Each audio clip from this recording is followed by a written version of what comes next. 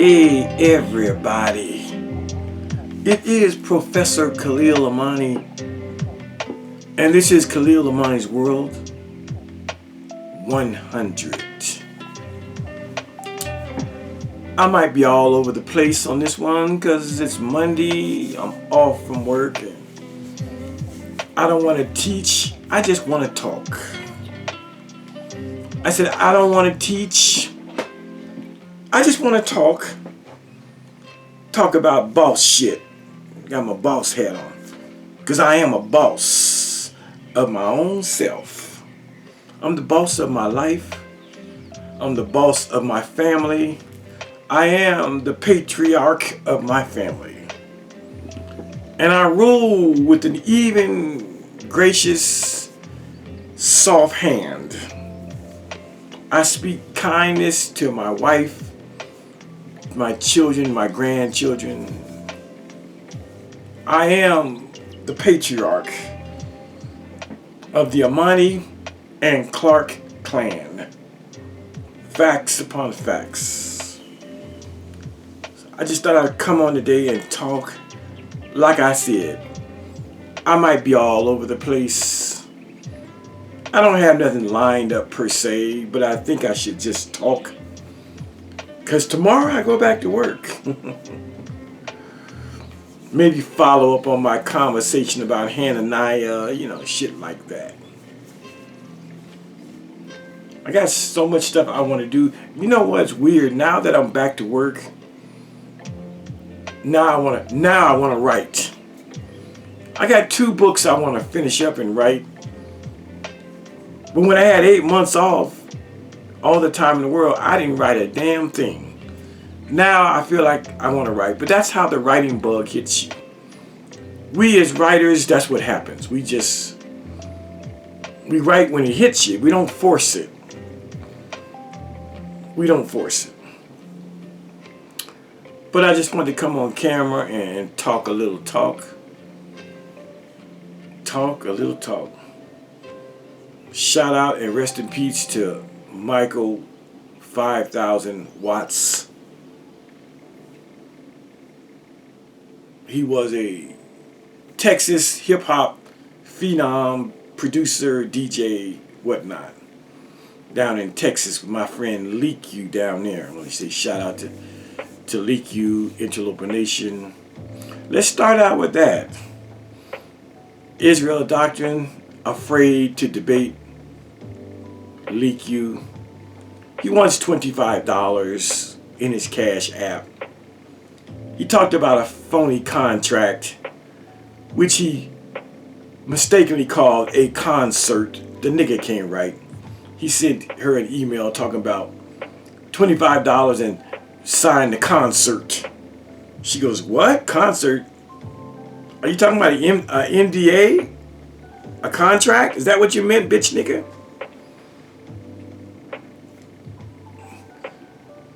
Anyway, weirdo stuff.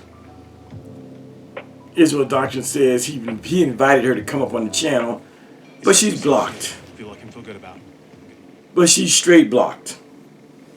She can't take the link because Israel Doctrine blocked her on YouTube and blocked her on StreamYard, so she can't take the link. Old scaredy cat ass niggas. I've been watching an interesting debate over there on my brother Sonetter's channel concerning the Hebrew Israelites and Captain Tazariak saying that another guy is not a real Israelite, calling people fake Israelites, and of course Captain Tazariak and the ISUPK, they hate Africans. There's a classic example of a little African boy wanting to go and have some food at the Hebrew Israelites little picnic they had, and they would not allow him in, and they would not feed the African boy. That happened like 7-8 years ago.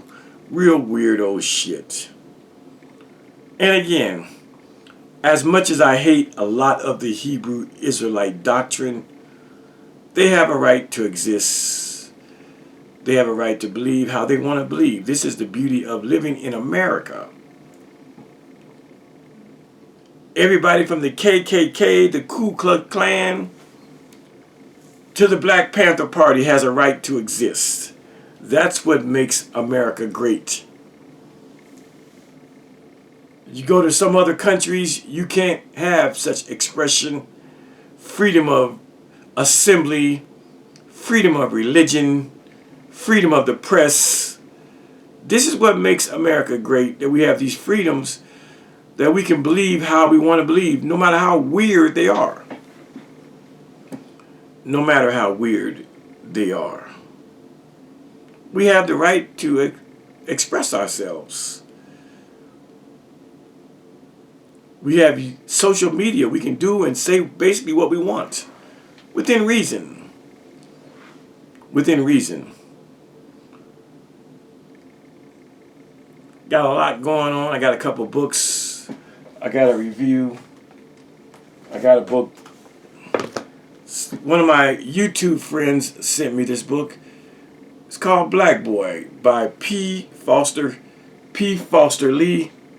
He sent me this autographed. He autographed it for me. It's a short book. I don't think it's 50 pages. I might not even call it a book. It's so short. It's only 41 pages, but that's okay. There he is. He sent me this book, and I'm going to read it, and I'll be talking about it soon. Just got it the other day. It's just 41 pages, but it could be 41 pages of powerful information. So we're going to read it, and we'll be talking about it. Also, another book I got by James Walker. This guy was a staple here in Denver, Colorado. He was known as Dr. Dedio. He was a radio personality. He also had a good civil rights track record going back to the 50s. He was a staple in, Dr. Dedio. He was known as Dr. Dedio. But he passed away, so rest in peace to him. But I got his book about last summer, sometime last July, and he signed it for me also. He wrote a lot of little stuff right here. Yep. He signed it for me. But he passed away last week, so I still haven't. I've had this book since last summer. I gotta read it and review it. It's a little thicker, so a couple things on my agenda I gotta do. I gotta read these books and express my thoughts on those books. Real writers really write.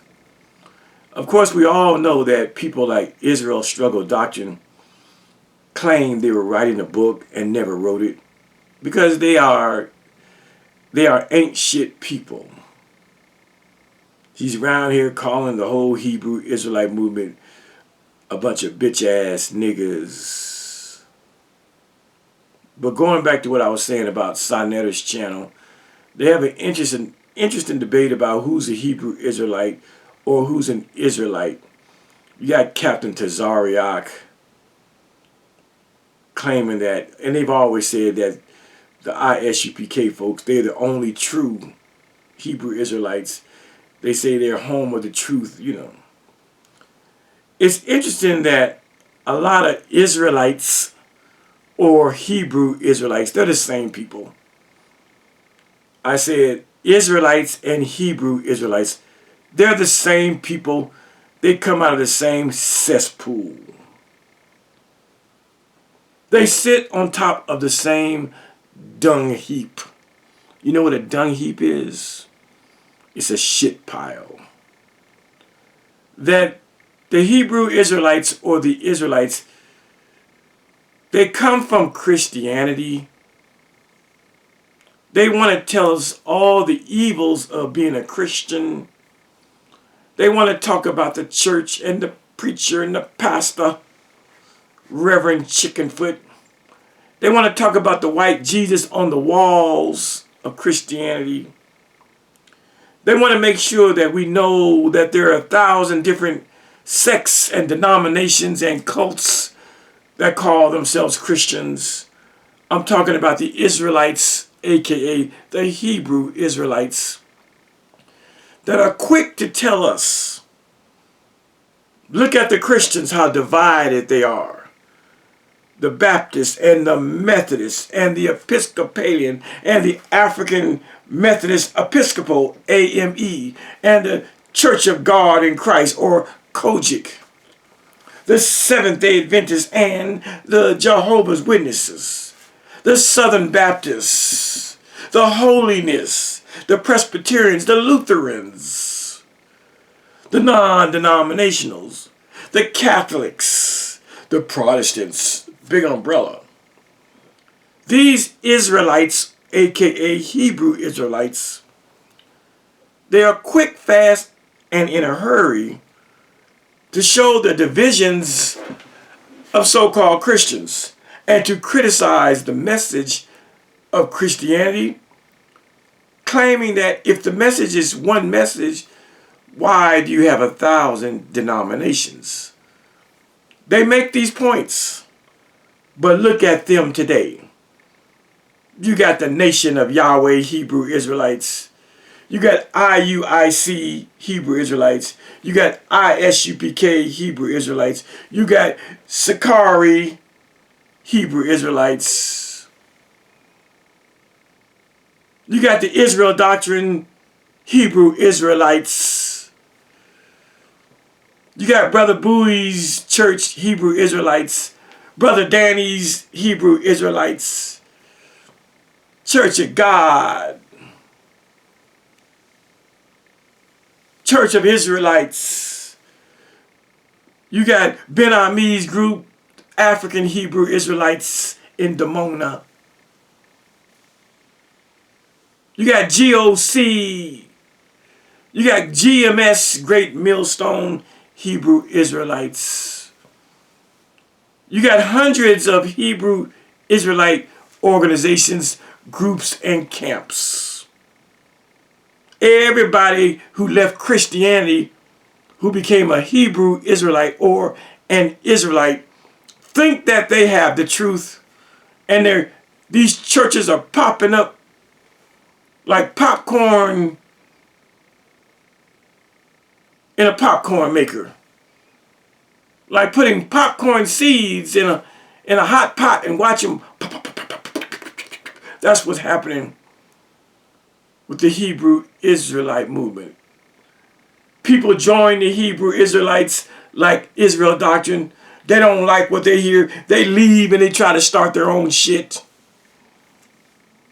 One West got the spring groups, spring off groups, everybody.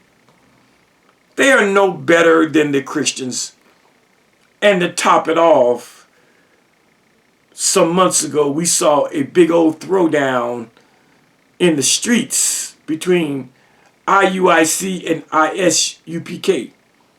We saw them clash, talking crazy, one on this side of the street, one group of Hebrew Israelites, another group on this side.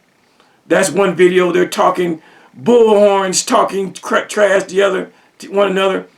And then we saw the other video where you had Hebrew Israelites from IUIC and Hebrew Israelites from ISUPK on the same side of the street, right next to each other. They set up camp right next to one another. Somebody pulled the plug from a speaker and all hell broke loose. ISUPK, Captain Tazariak's group, they got the beats. They got beat down. They lost that one. IUIC had more members there, and they quickly subdued ISUPK on the streets, in front of the public. Why would anybody want to join those Hebrew Israelite camps after watching both of them show their asses? We haven't heard from General Yohana, the one leader, and Bishop Nathaniel, the other leader. They show the same things that Christians show. They all think they have the truth. They all think they have the truth. The leaders aren't together. They're in bitter conflict. They have internecine fighting amongst the Hebrew/Israelite community. I'm just so happy that I have a son who's a Hebrew Israelite who does his own thing. He doesn't belong to any camp or organization. I would have it that he's not a Hebrew Israelite at all, but he's a grown man able to make his own decisions. And I'm glad that he's decided to be his own leader and his own teacher. And he doesn't even seek to start, his own Hebrew Israelite community. He just has him and his wife and children that he teaches about the Israelite tradition. And I'm good with that. I'm good with that. But then you have fuck niggas like Israel Doctrine and his so-called church and mixed multitude, mix, M-I-X, instead of mixed, as the Bible calls it. Laboring in obscurity, hoping and wishing that he can find people to follow him. But he has nobody except one little fellow named Hananiah. You see, when you study the history of the prophets, a lot of them, some of them, they ran from the office of being a leader of men for God. It wasn't their cup of tea. Names that come to mind are Moses. He tried to pawn off being the leader to his brother Aaron. He didn't want to go to Egypt and go up against the Pharaoh. He's like, nah, I can't. How about my brother Aaron? Let him lead. People like Jonah, who had a task to go to Nineveh and teach the people. And he ran from his mission and ended up being swallowed up by a great fish for 3 days and 3 nights. Hosea, he married a whore, a prostitute. He really didn't want to talk to people, but he did. That's kind of the history of the prophets. Even Jesus, right before it's time to get up on that old rugged cross, he went into the Garden of Gethsemane and prayed for God to say, you know what? He asked God to abort the mission. He asked God, could he think about removing this cup, this bitter cup, aka dying on the cross. Let me just come on back to heaven. I don't know if I want to do this. I'm a little afraid. I know you said I'm going to die and be in paradise, but I'm afraid of the pain and agony of death. He had a moment of weakness, a moment of humanity prior to his execution. Men of God typically don't want that.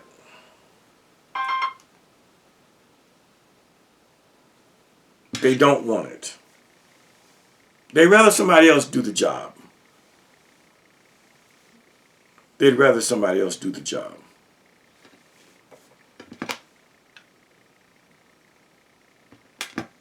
I feel the same way. I can relate to Moses. I can relate to Jonah. I can relate to Jesus. Because there was a time in my life where I started a Hebrew Israelite congregation. I'm not talking about when I was a member of the Yahweh cult. No. After that. Where I began to teach on public television in Omaha, Nebraska. Teach the Bible. And before you know it, I had followers. I had even some gang members that were my followers. Before you know it, before I knew it, my living room was filled up on a Friday night. 20, 30, 40 people come into my house to hear me teach the Bible. It was kind of cool. It was exciting. It was fun. The praise and adoration, dare I say, veneration that I received from people who were just astounded at my biblical knowledge. It could go to one's head. It could go to one's head. I had adoring women that was looking at me sideways and this way and that ways and up and down, vying for my attention to be my girlfriend, my lover, my wife. I had women that were just in love with me because of what I taught in the Bible. But because I've had the experience of being in a religious cult, I saw the situation and I quickly disbanded my church that was rapidly growing. I disbanded it to the dismay of the members. Why aren't you going to teach anymore? Why can't we meet and talk Bible? Because I had been a member of a church, I had been a member of a cult, and I knew where it was heading. I saw all the signs that I was about to be a cult leader myself. Everything I said was absolute gospel to these people. Nobody stood in opposition to what I taught. They just wanted more and more and more. Had I not had the experience of being in a cult, I would probably be one of the biggest Hebrew Israelite teachers today. That's where my group was headed. We were growing by leaps and bounds. But I purposely disbanded it, broke it up.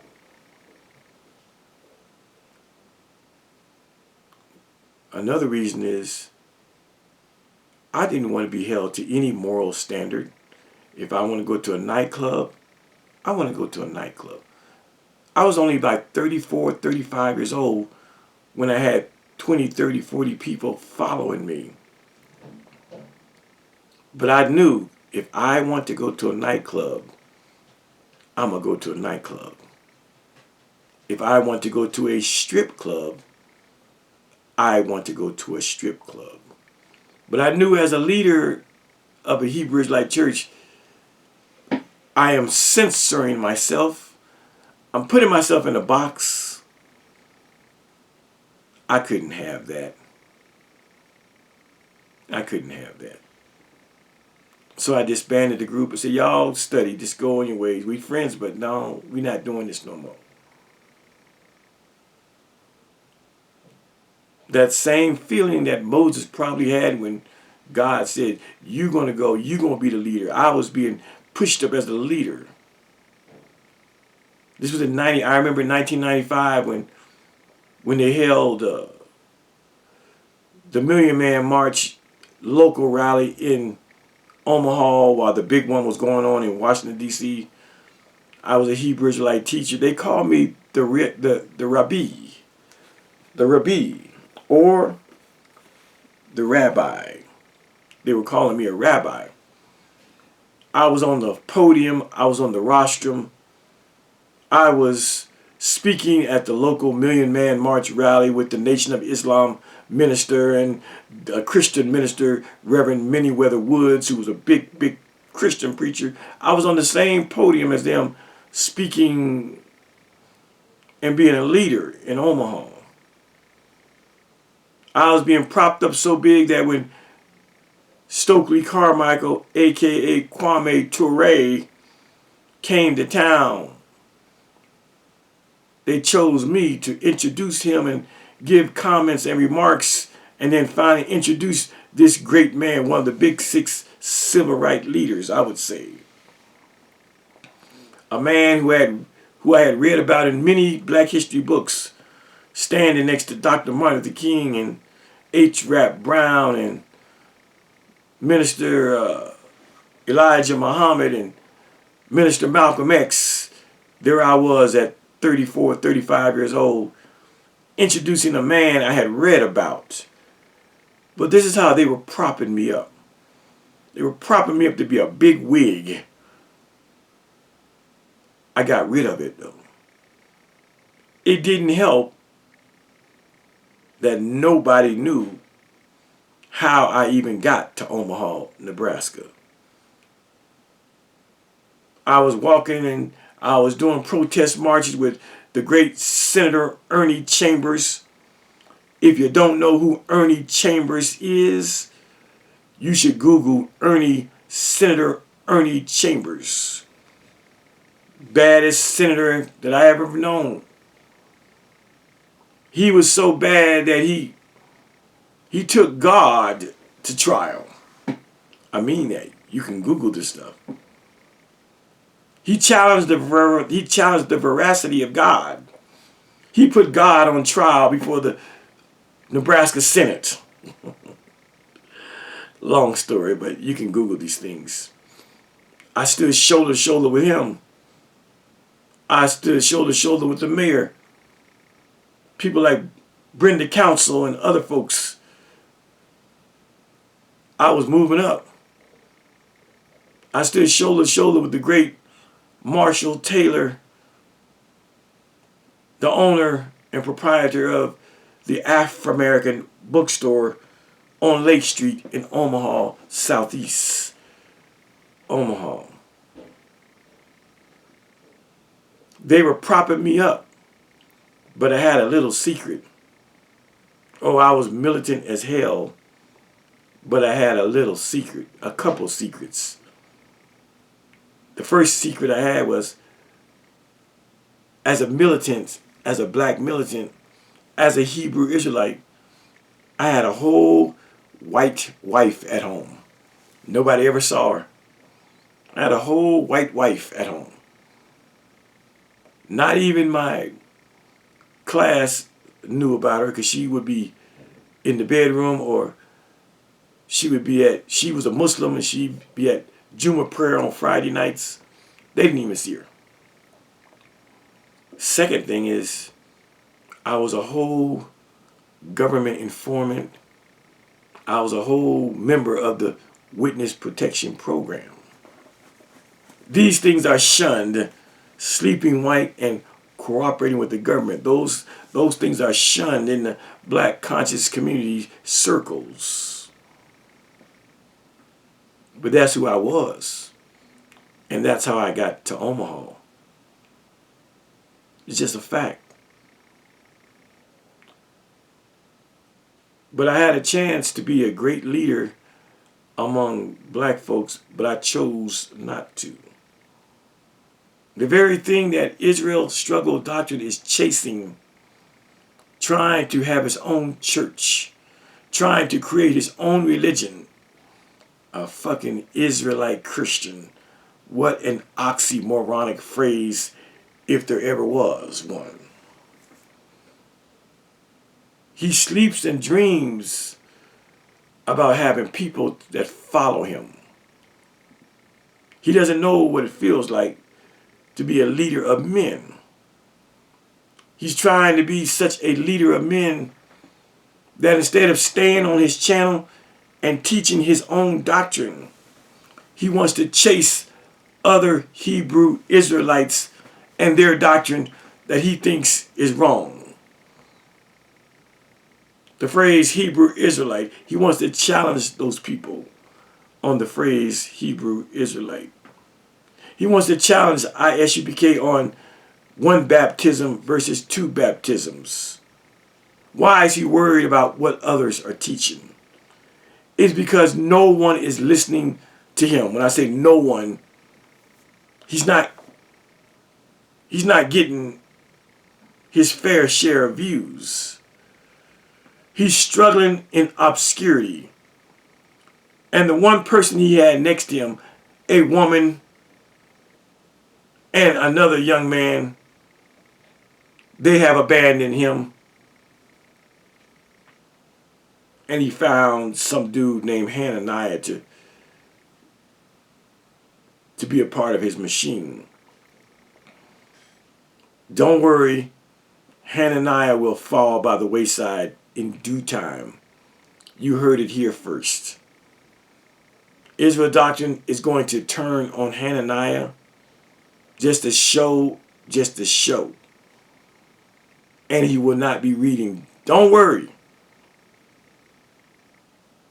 Before this year is over, 2026, Hananiah will be a thing of the past. You can quote me on that. Because the Israel Doctrine has an uncanny way of disrespecting and making enemies of those that were on his side. He made an enemy of that so-called queen that rocked with him for 2 years. He never trusted her. He continually called her an agent and an enemy. He went so far as to say that this woman that he labeled a queen was basically in love with my teaching. So much so that he would say on one occasion that the queen was spiritually flirting with Khalil, and that his queen had her legs spiritually wide open for Khalil. These are the things he said about his own queen. And she's no longer. Oh, she wants to be back. But she has some semblance of pride, dignity, and maybe a little respect for herself. But it's just a matter of time before people like Hananiah get ghost. Hananiah, just recently, in their last outing, he shitted on the ideal that Tupac had anything to do with Israel Doctrine picking up the Bible. Israel Doctrine didn't like that. He shitted on the ideal that because Israel Doctrine is an Aries, a pagan horoscope worshiper, that because he's an Aries, it defines who he is as a person, as a human, and as a man. Hananiah shitted on the ideal of using horoscopes to define one's self. These are things that go against the Israel Doctrine train. And so it's just a matter of time before Israel Doctrine strikes back and they fall out. It's coming. It's coming. I said it's coming. I mean, where was this guy Hananiah prior to 5 months ago? Where was he? From hearing him talk, him and Israel Doctrine had a storied past that they went at each other. They were at odds once upon a time with each other, but all of a sudden, Hananiah is Israel Doctrine's sycophant, aka brown noser and bootlicker. He's not just a reader, he's a bootlicker. But that last video they did, you can use that last video as the starting point for the disintegration of that relationship. I said their last meeting where Hananiah shitted on the Aries and shitted on Tupac. You can use that video as the starting point for the end of their relationship. It might take a month, it might take 3, it might take 6 months. But that video is the beginning of the end for their relationship. And look at the track record and history of Israel Doctrine. Has he ever maintained a relationship with anybody on YouTube? Has he? The answer is no. He even tells his own biological brother, a God believer, a Bible believer, a Christian believer. He even tells his own biological brother who came out of the same pussy as him that they not brothers. Allegedly, the brother told him that, and then he said, well, I ain't your brother either. But this is just how weird the Bible is. That it can make biological brothers, I said religion and the Bible is so weird that it can make biological brothers look one another in the eye. After playing in the sandbox, after being each other's day one, after fighting people down the street because they hit your brother, after sharing all kinds of great days and holidays and Christmases with your biological brother, you grow up and you read the Bible and you turn to one another and say, you not my brother because you don't believe in God like I believe in God. And then Israel doctrine turned to his brother and say, well, you not my brother either. What kind of God, what kind of religion, what kind of Bible do we serve that makes words written by ignorant men from ages gone by make you turn on your sibling? What kind of God do you serve that makes you tell your brother you're not brothers anymore? I know, you got 1,000 scriptures talking about how can two walk together unequally yoked. You got all the scriptures. You got all the scriptures you need to justify telling your biological brother, we ain't brothers no more. You let niggas that don't know you, dead, gone for 2,000 years, make you look at your biological brother and tell him you not brothers anymore. This is why I don't fuck with religion.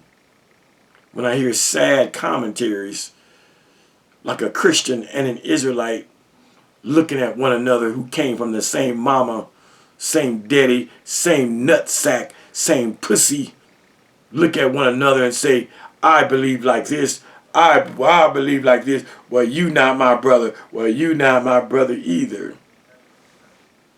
This is why I have no respect for religion and the God of the Bible. None of that stuff. None of that. It's a tragedy what the Bible has done to humanity. It's a tragedy what old ignorant motherfuckers who wrote the Bible have done to humanity. It's tragic. Israel doctrine is just one more nigger who has allowed the Bible to keep him from having a normal, wonderful life. And his sycophant, Hananiah, questioning me and my love for God and if I should turn to him and he gonna pray for me, and look behind me. Do I look like I'm suffering? Look behind me. Do I look like I'm not favored by somebody or something? Look behind me. Do it look like I'm destitute, homeless, ain't got a pot to piss in, nor a window to throw it out? Look behind me. That's a $200 sneaker. That's a $160 sneaker. Another $160 sneaker. Another $100 sneaker. Ain't even worn them. I've never worn this sneaker. I've never worn this sneaker. I've worn that sneaker once, and I've worn this sneaker once. Hananiah gonna say, we're gonna pray for you. Like my life is so bad. Yeah, it's just materialism.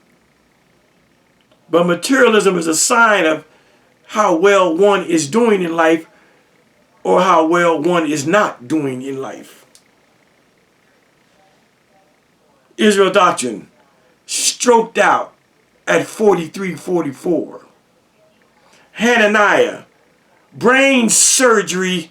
He's 45 now. He had brain surgery some years ago. These are the niggas that are trying to tell me about my life. That so-called queen, Israel doctrine so-called queen, 43, 44 now.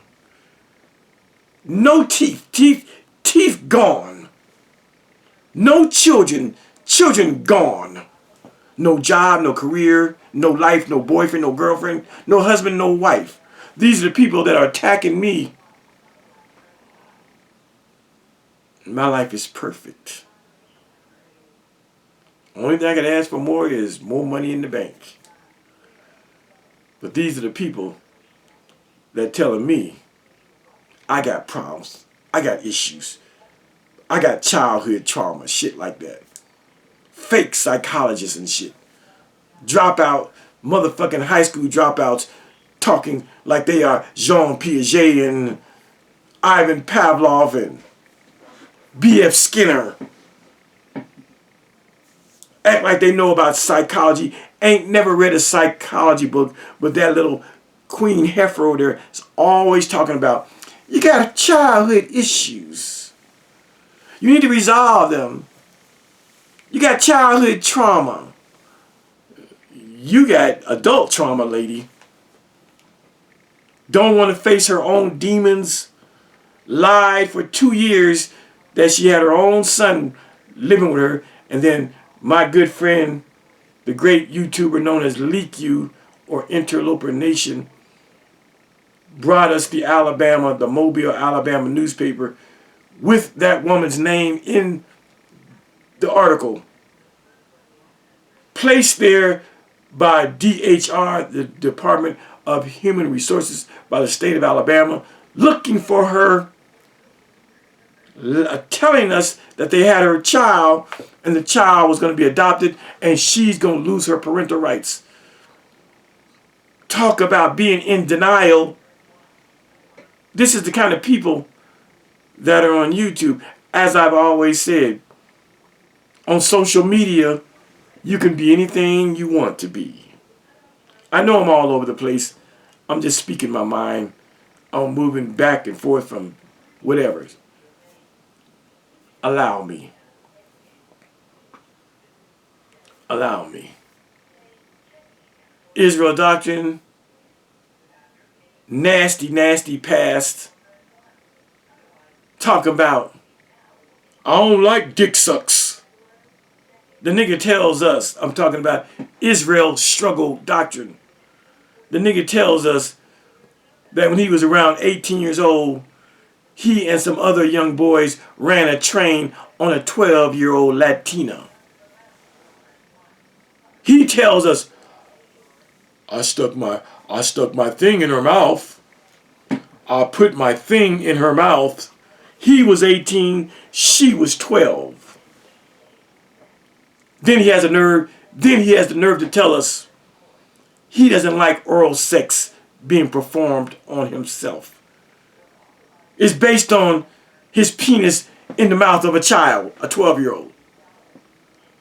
Whatever that experience was like, surely that 12-year-old girl probably didn't know any oral technique. She probably scratched his penis with her teeth. It was a new experience for her. She probably didn't want it to go down. So here's Israel doctrine, an 18-year-old, sticking his cock in a 12-year-old girl's mouth, where it probably was uncomfortable because she probably scraped it, maybe bit it. It wasn't the best experience for her or him. And from that 12-year-old girl giving him oral copulation, oral sex, it fucked him up for all other women to ever perform oral sex on old Carl Israel doctrine. And so at 48 years old, this bitch nigga is telling us today, oh, I don't like oral sex. I don't like oral sex. I don't like dick sucks. I don't like dick sucks. But it's based on his first experience. A 12-year-old. This nigga's so fucked up that after he molested the 12-year-old girl, that became the standard of what he thought that oral sex would feel like, because it didn't feel right from a child doing it to him, because it was weird, it was uncomfortable, and he probably got some scratches on his cock. And that stained him. That stained him for real women. That stained him from all other women ever performing oral sex on Israel Doctrine, because of what happened, what he did to a 12-year-old. And so, not only was the 12-year-old girl tainted and stained and repulsed by a grown man's penis, Israel Doctrine was also tainted and stained and repulsed by a 12-year-old performing oral sex on them. They both got fucked up over the experience. This is why Israel Doctrine comes on TV today, on YouTube today, talking about, I don't like dick sucks. I get it. If a 12-year-old performed oral sex on me, I probably wouldn't like dick sucks either. But there's a difference between the way a 12-year-old child may suck a dick versus a grown woman who has skill and technique and has sucked a few dicks before she got to your dick. There's a difference. But listen to Israel Doctrine. He tells on himself. He tells on himself. For I submit to you, what man you know who doesn't like a woman to perform oral sex on him? You got to be a super dweeb, a super sexual weirdo. As a man, just tell a woman, no, don't put your mouth on my penis. I don't like that feel. I don't like all that slob down there. You got to be a super weird motherfucker to reject a woman's lips and mouth and tongue and saliva. You got to be super weird. But we know why Israel Doctrine is weirded out from so-called dick sucks. We know why he's weirded out from oral sex. We know why he's weirded out from fellatio being performed on him. Because his first experience was a violent molestation experience where he violently molested a 12-year-old Latina girl. And that stained him and tainted him and made him look at oral sex as something weird for the rest of his life. But that's what the bitch nigga gets for raping and molesting a 12-year-old girl in the bathroom with other young men. These are things he said. I'm not making up shit. He said he stuck his thing in a little Hispanic Latina girl's mouth. And after that experience, he said he don't like dick sucks. But it's based on his own molesting of the young 12-year-old girl. Let that sink in. I got lots of guy friends. I've talked to hundreds of guys about oral sex and growing up talking to guys about how good was her head game. Did she give good brain? Did she give good dome? Did she give good sloppy toppy? I ain't never ran into a black man that said, I don't like oral sex. Until I met this nigga, Israel Struggle Doctrine. But we know why he doesn't like oral sex being performed on him. Because when he violated that 12-year-old girl, that fucked him up for real women. Facts upon facts. He went on to say, I don't like all that slob. What? I want a woman to slob on my Johnson. She can spit on it. She can slob on it. She can get it all wet. She can have slob and saliva dripping down my balls. I don't give a fuck. The wetter, the better. What's wrong with this nigga? He's weird in so many ways. So many ways. I guess I can label this video open conversation. Open conversation. Again, I don't know any men that wouldn't let their girlfriends or wives give them a blowjob. It just proves that this nigga is a sexual deviant. Only a sexual deviant would say, I don't like oral sex. He's so weird that he thinks he's going to get a woman from Africa to move here to be his wife. This nigga don't have enough money to get on the bus.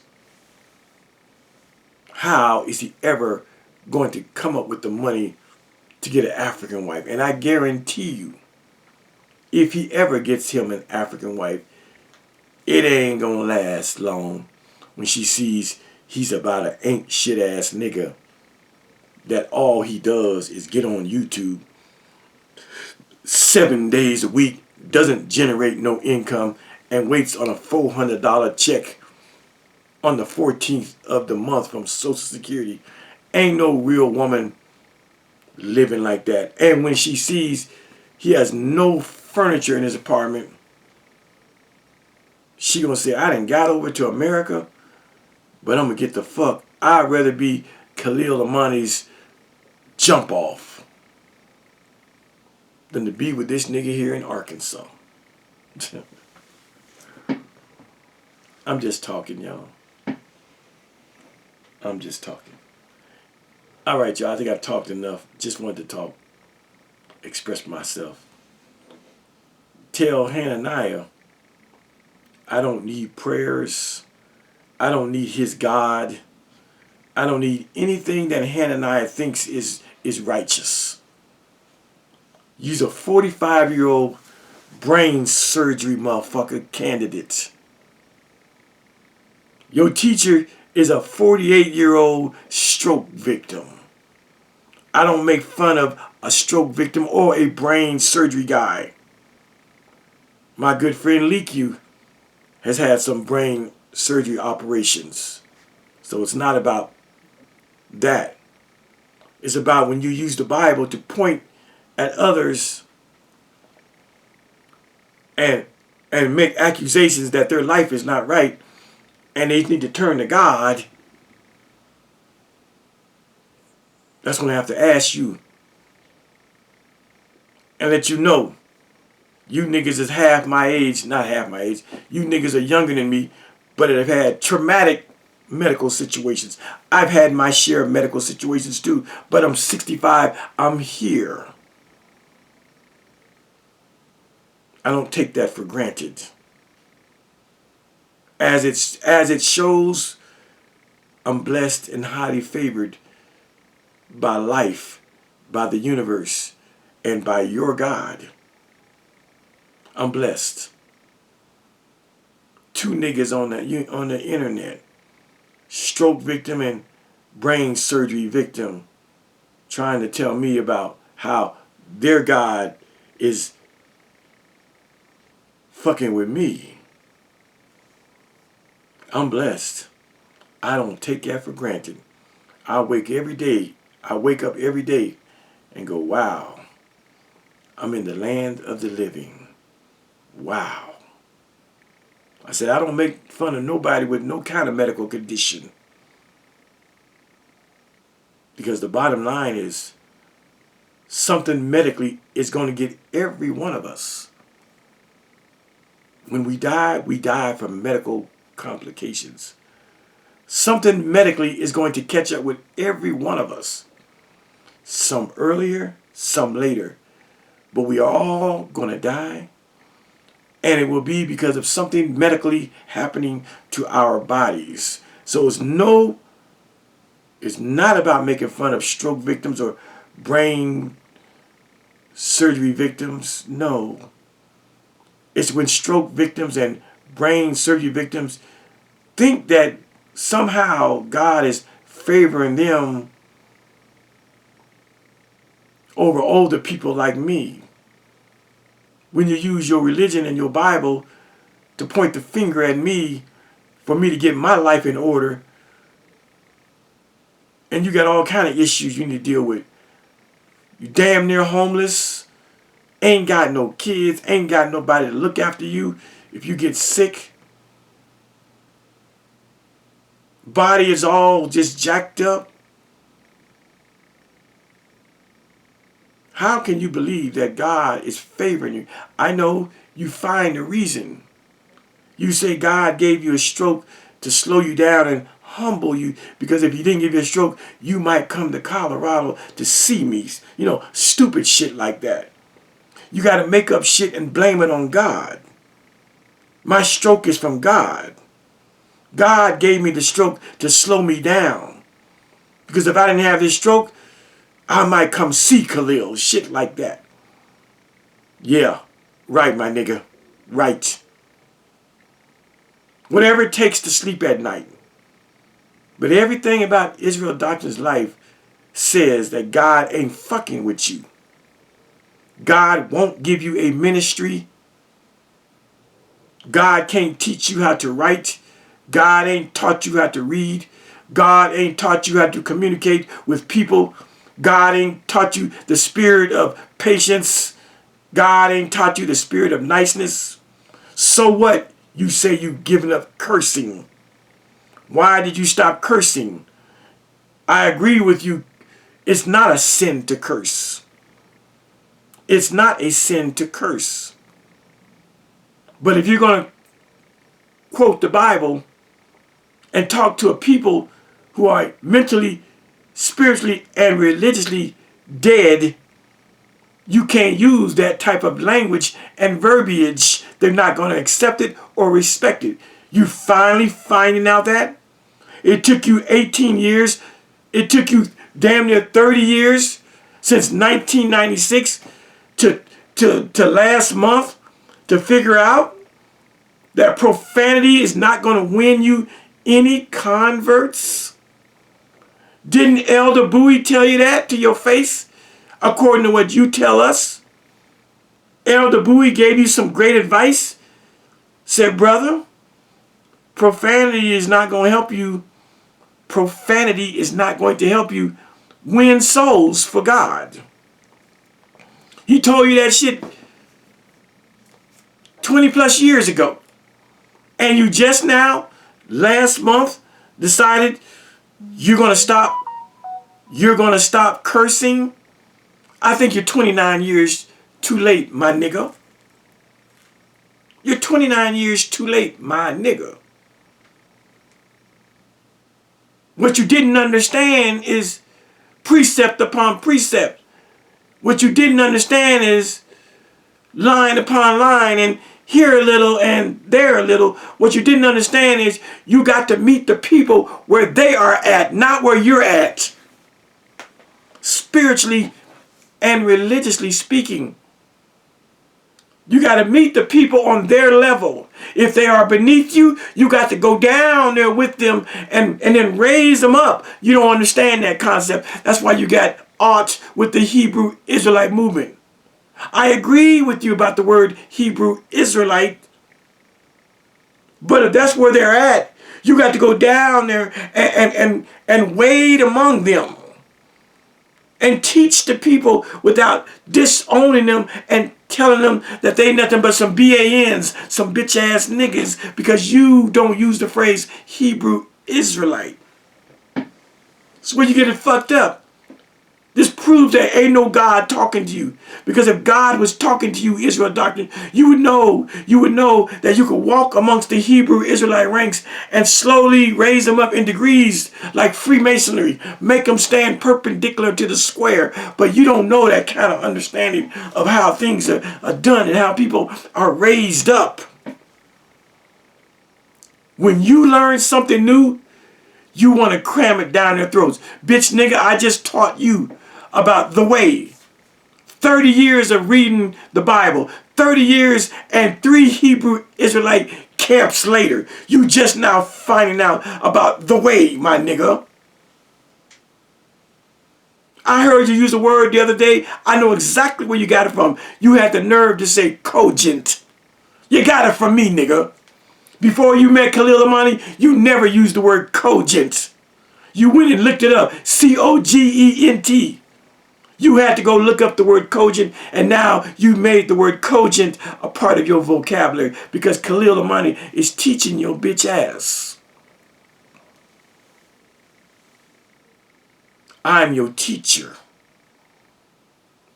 I taught you that there are more than 3 heavens, that the Apostle Paul went to the 3rd heaven. I taught you that Enoch went to the 10th heaven.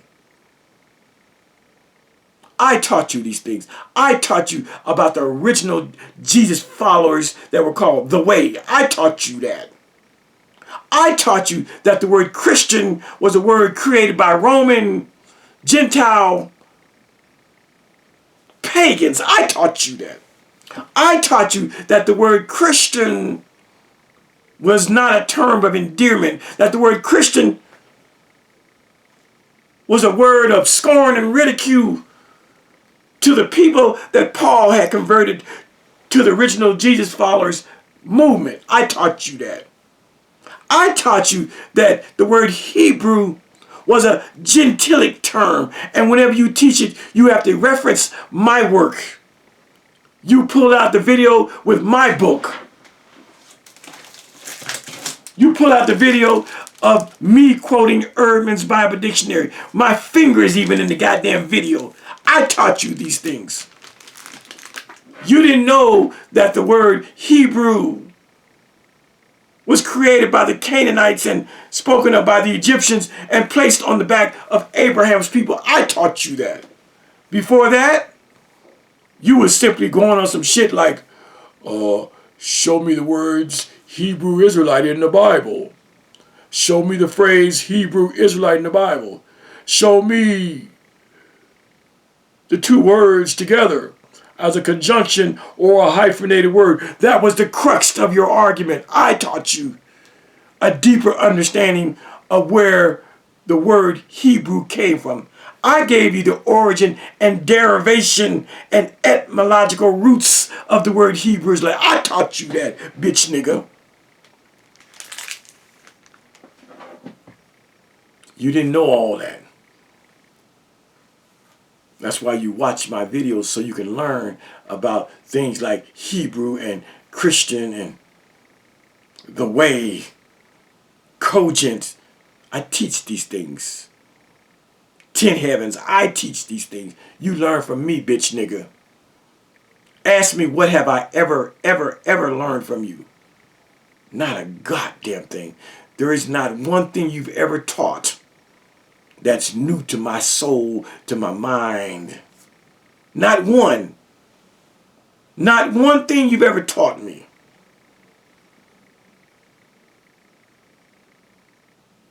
Facts upon facts.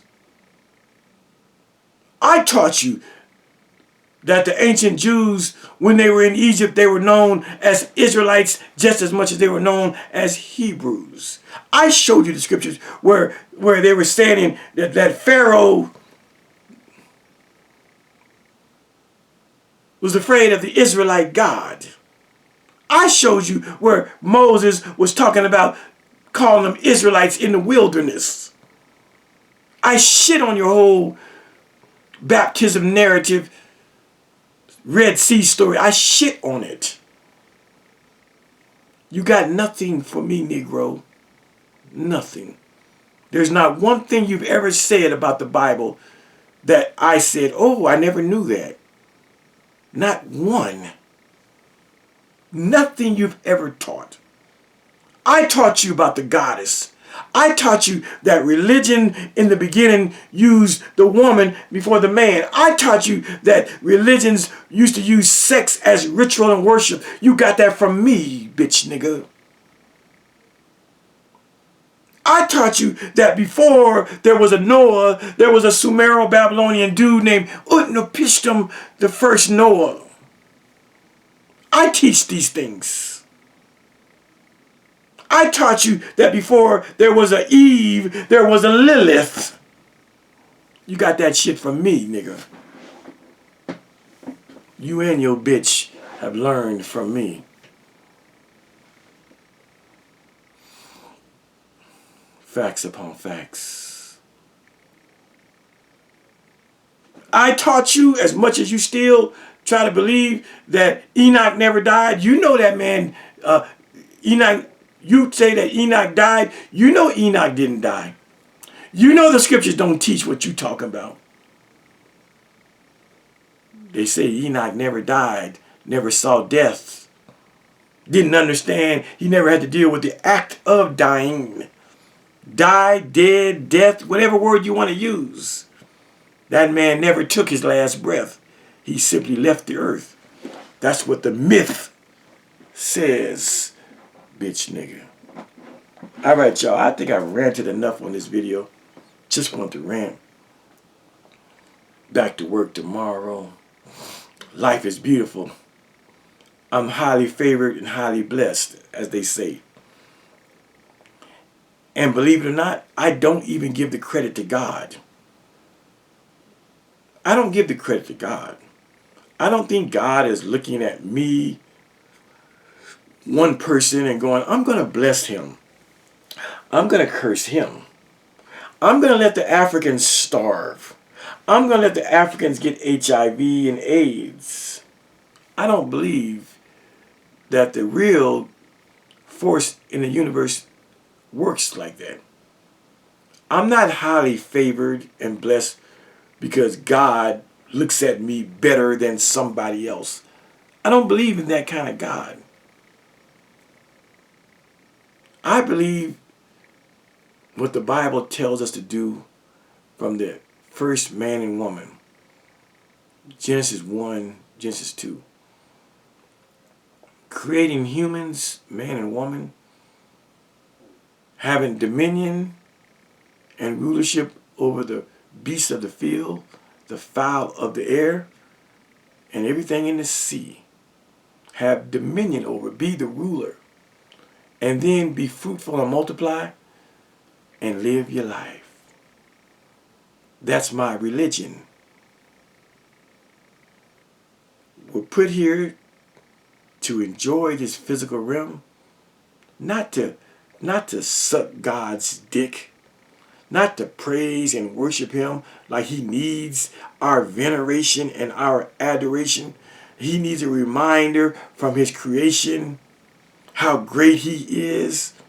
I just don't think God is that vain. That's a vain God who seeks worship. But because humanity has placed itself as the center of the universe, our own egoism, our own narcissism, our own self-worth, we think that we are so important that there's a God who created everything that seeks our veneration, adoration, seeks our prayers, and wants to be told and reminded how great he is. And that this God will become jealous and angry if we don't.